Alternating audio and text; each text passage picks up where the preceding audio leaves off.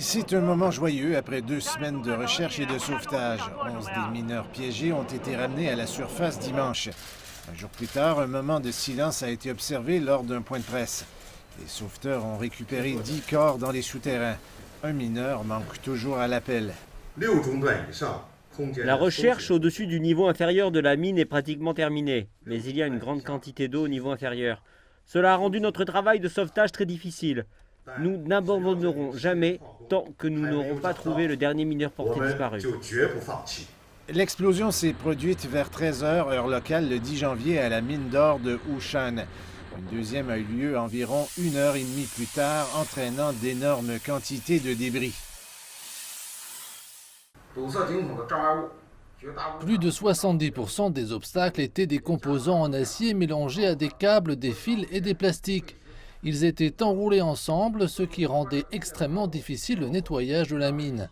De plus, nous ne pouvons pas utiliser d'équipement mécanique, tout reposant sur des opérations de découpe à la main.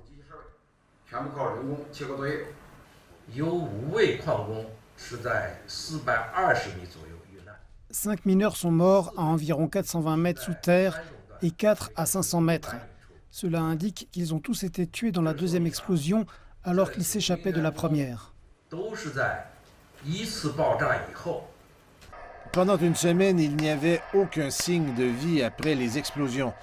Une semaine plus tard, les secouristes ont senti une traction sur l'une des cordes qu'ils abaissaient dans de petits puits. Une note de papier a ensuite été envoyée par un groupe de 12 mineurs survivants, 11 piégés à une profondeur d'environ 600 mètres et un 12e piégé plus bas. Depuis lors, le contact avec le 12e mineur a été perdu, tandis qu'un membre du groupe des 11 a été confirmé mort après avoir subi des blessures à la tête. Grâce au puits, les sauveteurs ont pu leur parler par téléphone et leur offrir de la nourriture et des médicaments. Maintenant, les mineurs libérés se rétablissent dans les hôpitaux locaux. 2 d'entre eux sont dans un mauvais état, mais on ne craint pas pour leur vie.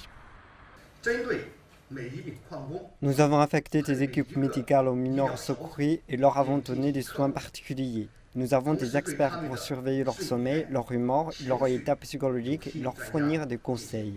Ils se sentent maintenant beaucoup plus en sécurité. La mine d'or de Wushan appartient à la compagnie d'investissement Wu Cailong du Shandong. L'entreprise a commencé ses travaux de construction à partir de 2016 et même jusqu'à présent, le projet reste inachevé. Derrière moi se trouve le puits principal de la mine d'or de Wushan. Il se trouve à environ 2 km du puits de ventilation où les explosions se sont produites. Avant l'accident, les mineurs avaient passé des années à travailler sous terre pour relier les 2 puits. Alors que l'enquête se poursuit, tous les travaux de construction ont été suspendus ici. Nous sommes entrés dans les quartiers d'habitation des mineurs piégés. Certains d'entre eux sont repartis avec des lits non faits et de la nourriture inachevée. Le personnel nous a dit que les explosions pourraient être le résultat d'une réglementation imprécise sur les détonateurs et les explosifs. Les autorités ont dit qu'elles s'efforçaient de découvrir la vérité et qu'elles la feraient connaître au public et à ceux qui sont descendus dans la mine et ne sont jamais revenus vivants.